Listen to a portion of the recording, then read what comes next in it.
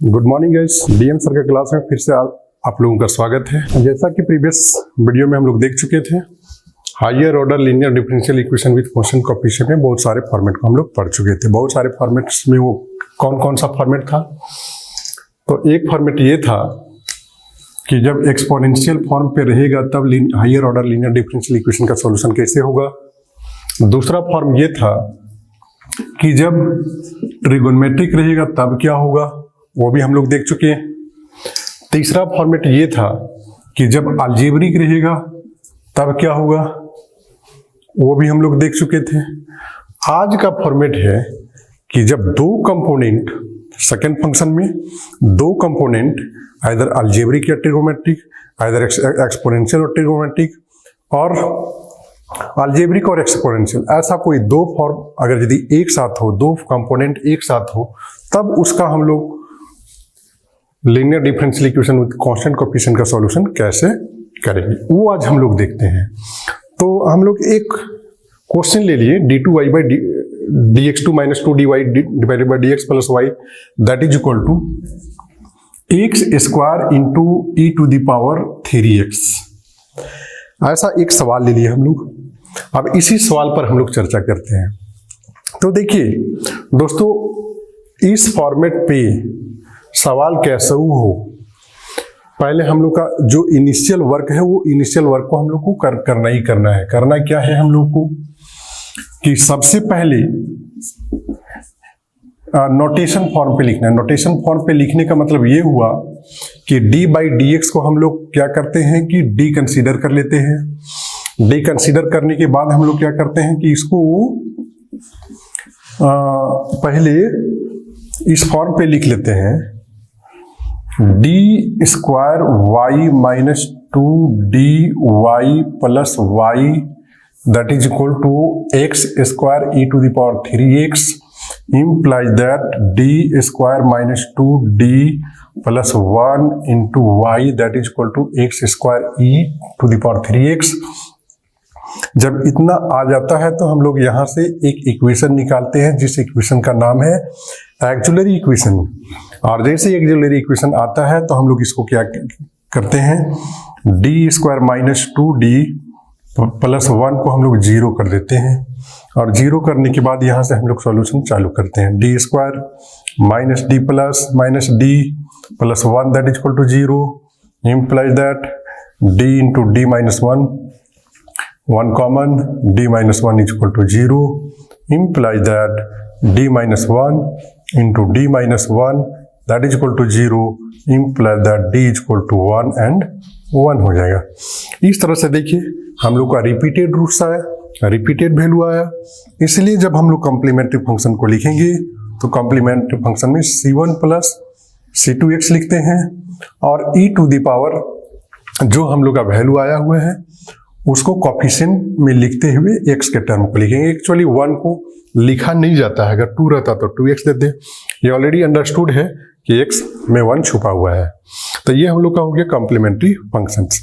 अब हम लोग क्या करते हैं, पी निकालते हैं। तो पी जैसे आप इससे पहले देखे थे कि 1 बाई एफ डी इंटू यहाँ पर जो चीज है उसको लिखते हैं X square E to the power 3x।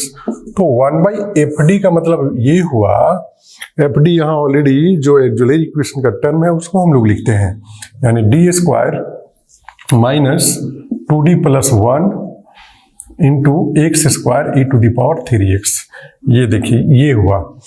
अब यहां से डिफरेंसेस क्या होता है, पहले क्या होता था, एक्सपोनेंशियल जब होता था तो यहाँ कुछ अलग काम होता था कि जहां जहां डी है वहां वहां एक्सपोनेंशियल के कोएफिशिएंट में एक्स के कोएफिशिएंट को हम लोग क्या कर देते हैं, पुट कर देते। ट्रिगोनोमेट्रिक जब होता था तो डी स्क्वायर की जगह पर हम लोग अलग टाइप का पुट कर देते जब अलजेब्रिक। लेकिन यहाँ अब देखिए कि दोनों एक साथ है, तो जब दोनों एक साथ है तो हम लोग क्या करेंगे, जब दोनों एक साथ है तो ऐसा करते हैं e to the power 3x को बाहर कर देते हैं। उसके बाद e to the power 3x के लिए हम लोग एक काम करते हैं। e3x के लिए क्या काम होगा, तो e3x के लिए काम यही होगा कि जहां जहां हम लोगों का d है वहां वहां x के कोएफिशिएंट को d प्लस 3 करते हुए काम करेंगे। d प्लस 3 प्लस 1 इंटू ये तो यहाँ आ गया, यहाँ बच जाएगा एक्स स्क्वायर। ऐसा काम करेंगे e to the power 3x 1 divided by, अब हम लोग यहाँ पर देखते हैं कि इसका सॉल्यूशन करने के बाद क्या आता है। तो ये हो जाएगा D square plus 6d plus 9 minus 2d plus minus 6 plus 1 into X square that is equal to e to the power 3x 1 divided by D square, ये प्लस 5d, ये हो जाएगा 9 1 10 प्लस 4 इंटू एक्स स्क्वायर। अब यदि इसका काम होने के बाद भी अगर यदि डी स्क्वायर का टर्म बचा हुआ है तो अब हम लोग क्या करेंगे कि एक्स स्क्वायर का अलजेब्रिक फंक्शन का काम शुरू करते हैं। तो जैसे ही अलजेब्रिक आता है तो अलजेब्रिक में हम लोग क्या किए थे कि एक बाइनोमियल थ्योरम का यूज करते हुए हम लोग उसको एक्सपेंड करने का कोशिश किए थे। तो हम लोग कोशिश करेंगे इसको एक्सपेंशन फॉर्म पे बनाने के लिए। तो एक्सपेंशन फॉर्म पे बनाने के लिए अगर कोशिश करते हैं तो e to the power 3x, तो हम लोग यहाँ पर 4 को कॉमन कर लेते हैं। 4 को कॉमन करेंगे तो यहाँ बच जाएगा 1 plus 5d by 4 plus D square by 4, ये हो जाएगा इंटू एक्स स्क्वायर। इतना हो जाएगा। इतना हो जाने के बाद सॉरी थोड़ा सा यहाँ पर मिस्टेक हुआ था, यहाँ 4d होगा, तो 4d होगा तो यहाँ हम लोग का 4d ये d से d कट जाएगा, तो बचेगा e to the power 3x divided by 4 into 1 by 1 plus d square, यहाँ d plus D square by 4, इतना x इंटू एक्स स्क्वायर। अब यहां से हम लोग देखते हैं, चूंकि अलजेब्रिक है तो अलजेब्रिक में हम लोग क्या करते हैं, बाइनोमियल थ्योरम को लेते हुए इसको एक्सपेंड करेंगे। तो बाइनोमियल थ्योरम में लाने के लिए इसको हम लोग ऊपर कर देंगे, तो that is equal to e to the power 3x by 4 into 1 plus D square by 4 to the power minus 1 into X square. ये देखिए इस फॉर्म पे अब टूटेगा, ये इस फॉर्म पे टूटने के बाद 3x बाई 4 हमने कहा था कि 1 plus D to the power अगर यदि माइनस 1 हो तो उसमें अल्टरनेट साइन होते जाता है। जैसे कि हमने पहले कहा था कि 1 प्लस डी का पावर माइनस 1 हो तो इसका वैल्यू होता है 1 minus D plus D square plus minus D Q, ऐसा टूटते जाता है। यदि ऐसा टूटेगा तो ऐसा हम लोग तोड़ देते हैं, 1 अल्टरनेट साइन माइनस डी यानी पूरे term D plus D square by 4 plus D square by 4 का whole square up to dot dot dot into X square. हम लोग यहां से देख रहे हैं e to the power 3x by 4 X square को मल्टीप्लाई करते हैं माइनस इसको d plus D square by 4 को भी एक एक्स स्क्वायर के साथ मल्टीप्लाई करते हैं और इसको एक बार तोड़ लेते हैं। ये टूटेगा D square plus 2 into D cube by 4 plus D 4 by 16, यहाँ भी एक्स स्क्वायर हो जाएगा plus up to dot dot dot infinitive. अब यहां से देखिए e to the power 3x by 4 X square हो गया माइनस ये कितना हो जाएगा, चूंकि d4 डिफरेंशिएशन होता है तो एक्स स्क्वायर का डिफरेंशिएट अगर यदि करते हैं तो यहाँ 2x हो जाएगा और एक्स स्क्वायर का डिफरेंशिएट 2x हुआ तो यहाँ 2 बार डिफरेंशिएट, डी स्क्वायर का मतलब 2 बार डिफरेंशिएशन, 2 टाइम्स डिफरेंशिएशन, इसका यह मतलब ओनली फॉर 2 बचेगा डिवाइडेड बाई 4 प्लस यहाँ भी D square it means 2 time differentiation of X square in 2 times that is equal to 2, ये 3 टाइम्स होगा तो 0 हो जाएगा, तो इधर बाकी का टर्म 0, जितना हायर डिग्री का टर्म आते जाएगा वो 0 होते जाएगा up to dot dot dot इस तरह से। अब इसको हम लोग अरेंज करके लिख देते हैं 3x by 4 X square minus ये कट जाएगा 2x हो जाएगा माइनस 1 हो जाएगा प्लस 1 बाई 2 हो जाएगा यहाँ प्लस ये 2 हो जाएगा। अब ये 2 जब 4 में 1 3 बाई 2 हो जाएगा, तो इसको अरेंज करके लिख दीजिए 3x by 4 into X square minus 2x plus 3/2। ये आया हम लोगों का पी आई का वैल्यू, ये हम लोगों का आया पी आई का वैल्यू। अब हम लोग क्या करते हैं, कंप्लीट सॉल्यूशन जब लिखते हैं, कंप्लीट सॉल्यूशन तो C F plus P I लिखते हैं। और सी एफ का मतलब पहले ऑलरेडी हम लोग देख चुके हैं कि सी एफ का वैल्यू वो रिपीटेड रूट्स था, तो C1 plus C2 x into E to the power x था, प्लस पी आई का वैल्यू हम लोग का आया e to the power 3x by 4 into X square minus 2x plus 3/2। ये किसका वैल्यू हुआ, तो ये y का। इस तरह से हम लोग का ये कंप्लीट सॉल्यूशन हो जाता है। तो हम लोगों ने क्या देखा, हम लोगों ने देखा भाई कि जब ये दो फंक्शन अगर यदि u इंटू वी के फॉर्म पे हो, प्रोडक्ट फॉर्म पे हो, तो हम लोग को सॉल्यूशन कैसे करना पड़ेगा।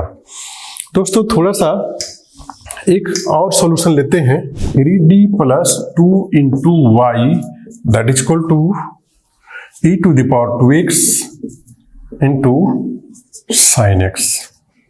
ये है e to the power 2x into sine x.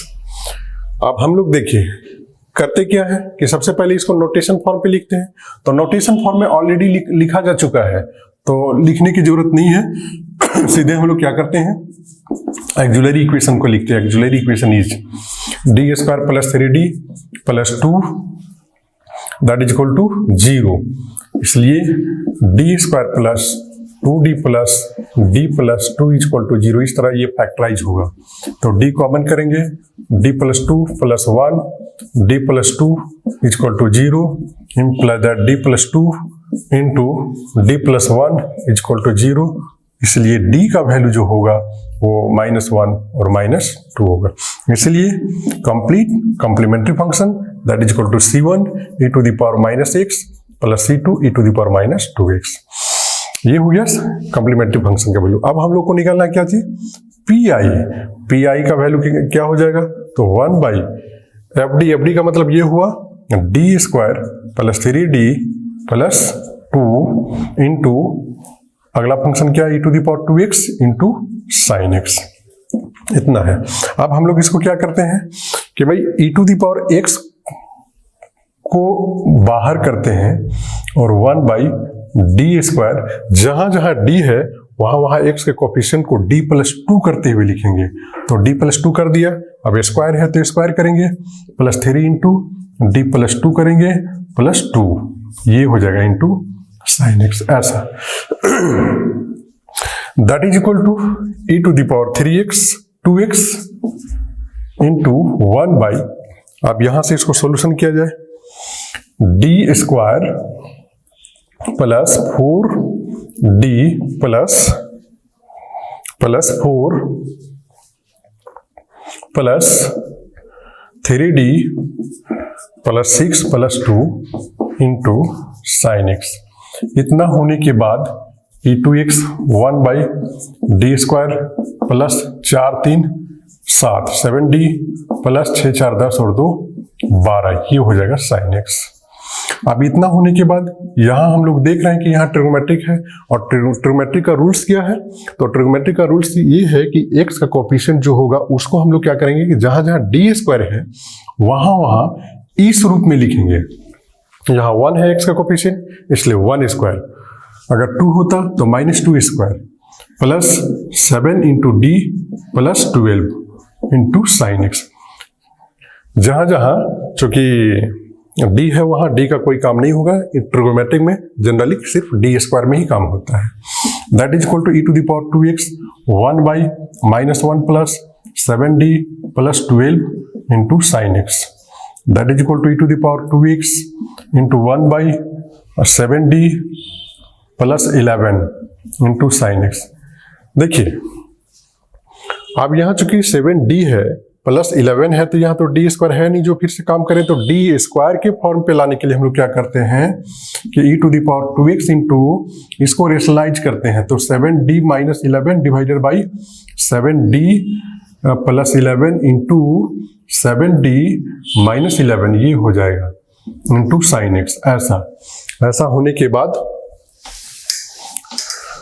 हम लोग उसको एग्जैक्ट फॉर्म पे लिख देते हैं, e to the power 2x into 7d minus 11 whole divided by ये हो जाएगा 49 डी स्क्वायर माइनस 11 जा 121 इंटू साइन एक्स, और ये हो जाएगा e to the power 2x into 7d minus 11, और जहां जहां डी स्क्वायर है वहां एक्स के कोफिशिएंट से उसी रूप में लिखेंगे जैसे पहले हम लोगों ने लिखा था, -1 square minus 121 into sine x.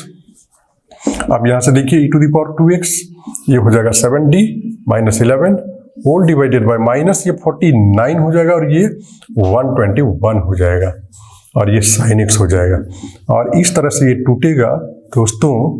7d minus 11 divided by 9 1 10 4 2 6 और 1 7 माइनस 170 हो जाएगा इंटू साइन एक्स। अब इसको हम लोग क्या करते हैं, अलग अलग फॉर्म पे लिख देते हैं, -170 यहाँ हो जाएगा 7d साइन एक्स मल्टीप्लाई कर दिए माइनस 11 साइन एक्स, तो इसको क्या हो जाएगा e to the power 2x by 170 minus 7d for differentiation, इसलिए साइन एक्स का डिफरेंशिएशन कोस एक्स हो जाएगा 7 cos x minus 11 sine x. तो ये हो गया पी का वैल्यू। अब हम लोग कंप्लीट सॉल्यूशन लिख देते हैं। कंप्लीट सॉल्यूशन कैसे लिखेंगे, तो कंप्लीट सॉल्यूशन का मतलब ये हो जाएगा, complete solution that is equal to CF plus PI, मतलब CF का वैल्यू इससे पहले हम लोग का निकल चुका है, C1 e to the power -x plus C2 e to the power -2x, इतना निकल चुका था, प्लस PI का वैल्यू जहां निकला e to the power 2x divided by -170, तो क्यों नहीं इसको हम लोग माइनस में ही रखें, 170 into 7 cos x minus 11 sine X, इतना ये y का वैल्यू हो गया। तो इतना ध्यान रखने की आवश्यकता है दोस्तों, अगर यदि इतना ध्यान हम लोग नहीं रखते हैं तो शायद differential equation with constant coefficient के कोई भी सवाल को हम लोग इजीली सॉल्यूशन नहीं कर सकते हैं। तो इस तरह से आप लोग ने देख लिया। अब नेक्स्ट क्लास में हम लोग देखेंगे कि कभी कभी ये होता है कि PI का वैल्यू यहाँ पर 0 हो जाएगा, तो PI का वैल्यू 0 हो जाएगा तो ये तो सॉल्यूशन ही नहीं होगा। तो वैसे कंडीशन में हम लोग कैसे सॉल्यूशन करेंगे उसको हम लोग नेक्स्ट वीडियो में देख लेंगे।